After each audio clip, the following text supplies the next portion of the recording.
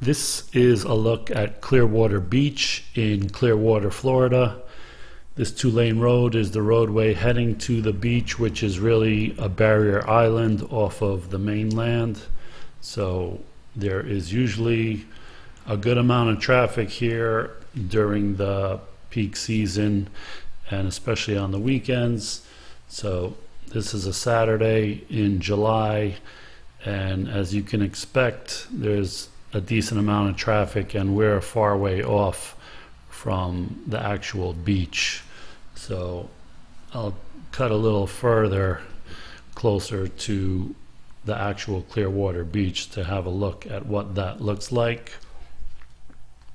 So Clearwater Beach is about 20 miles west of Tampa Airport in Tampa, Florida, and it's right above St. Petersburg.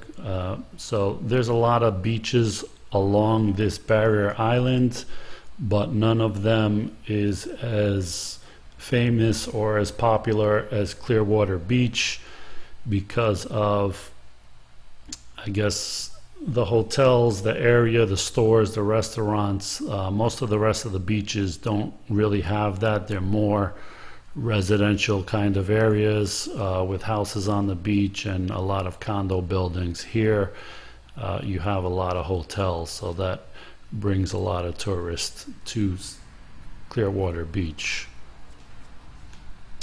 And so coming here, as you see, there's a lot of traffic and it's very hard to get parking. There is only one municipal parking lot with meters and some meters along the street, but those fill up very quickly, as does the lot.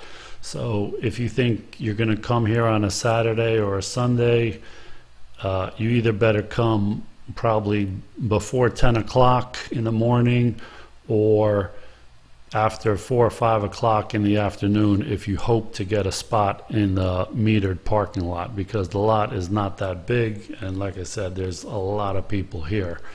So your other options are private parking lots.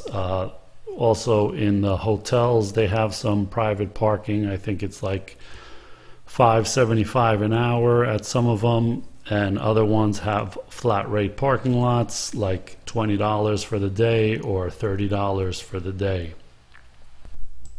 Let's head over to the right and check out the beach now, so you get an idea of what it looks like on a Saturday afternoon in the middle of July. And this is admittedly a little bit later in the day, probably, I don't know, 4 o'clock in the afternoon, maybe something like that. So you see the sand here is very white, similar to most of the beaches along this stretch here.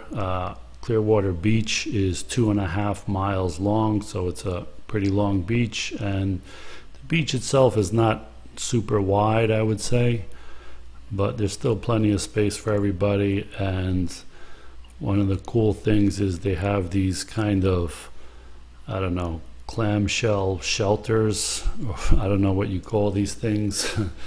They're kind of like huge beach umbrella shelters that you can rent on the beach.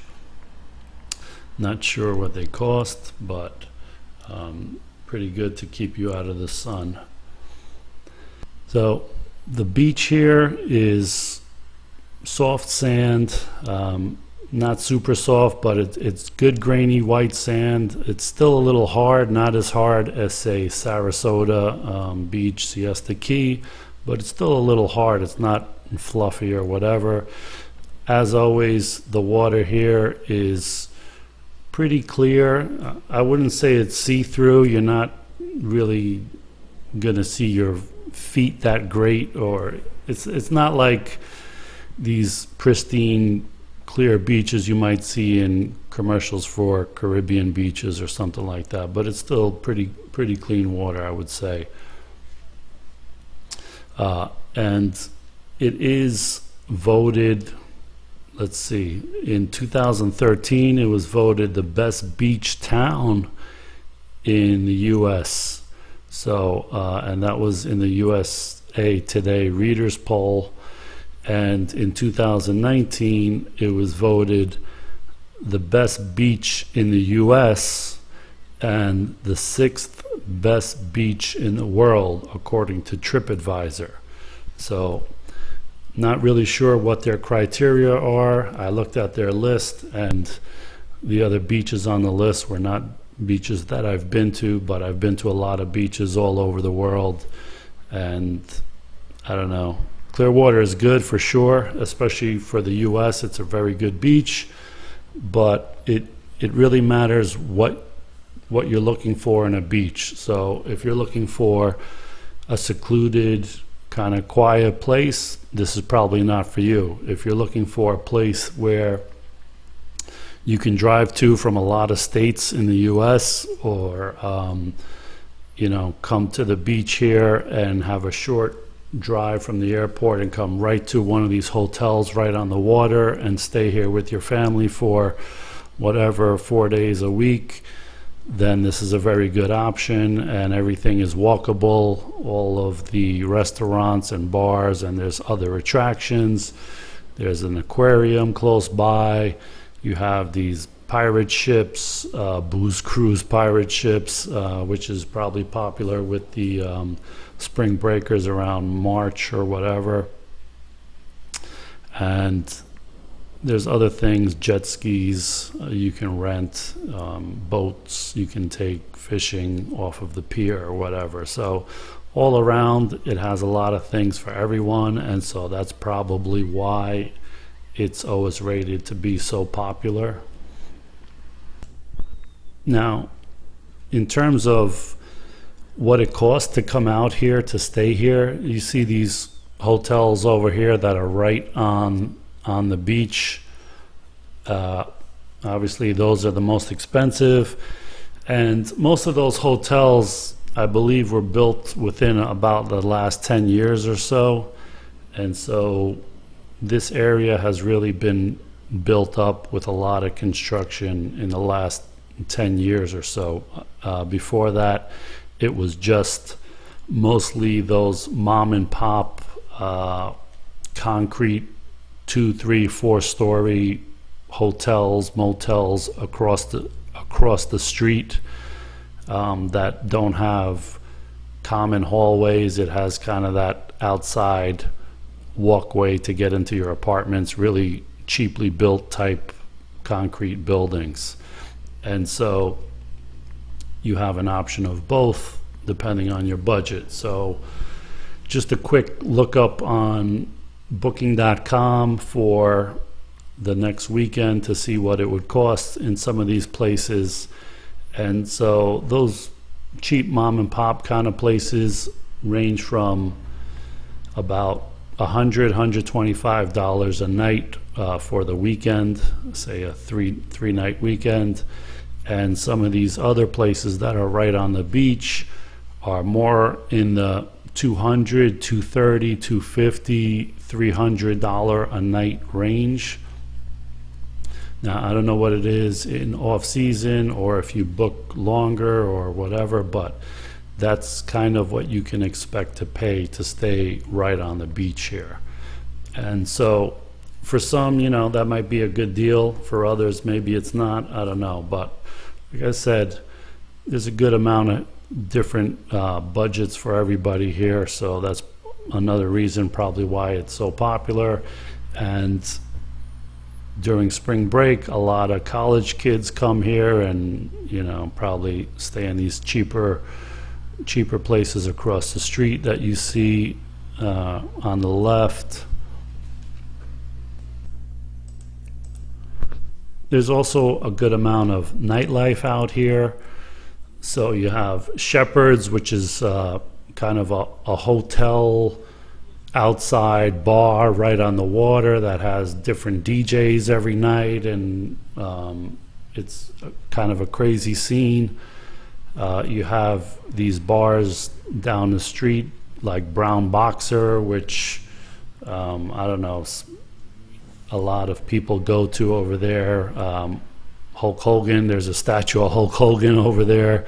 So he's, I don't know, he frequents this area, or he lives around here or something like that, or is friendly with a lot of the people down here. So you might see him if you come down here, who knows.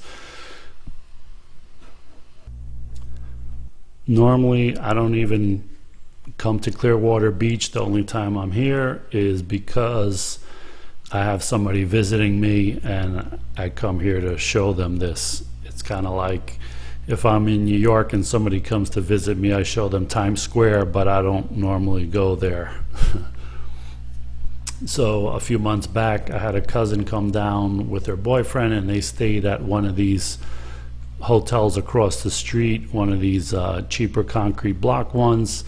And I saw the hotel room, and it was about $125 a night, and it was really basic old. It seemed like, I don't know, 1970s or so when it was built, and not a lot has changed. I think they don't really fix it up much. They're probably just speculating on the land. They're hoping that one of these bigger hotels buy them out and build some high-rise in the future or something. So that's what you get for about $125 here in Clearwater. So to me, as long as you want to stay here on the beach during your whole vacation, then yeah, come here and stay whichever kind of accommodation fits your budget. But if you want to explore some different places, then I would recommend staying someplace like in St. Petersburg or Tampa. Probably in St. Petersburg, stay in a hotel there, and you can go to different beaches around the area and see which one you like and that fits your style. So like I said, you have Clearwater Beach, you have DeSoto State Park Beach, which I did a video on. You also have St. Pete Beach, and you have these other beaches like Reddington Shores and Treasure Island south of here.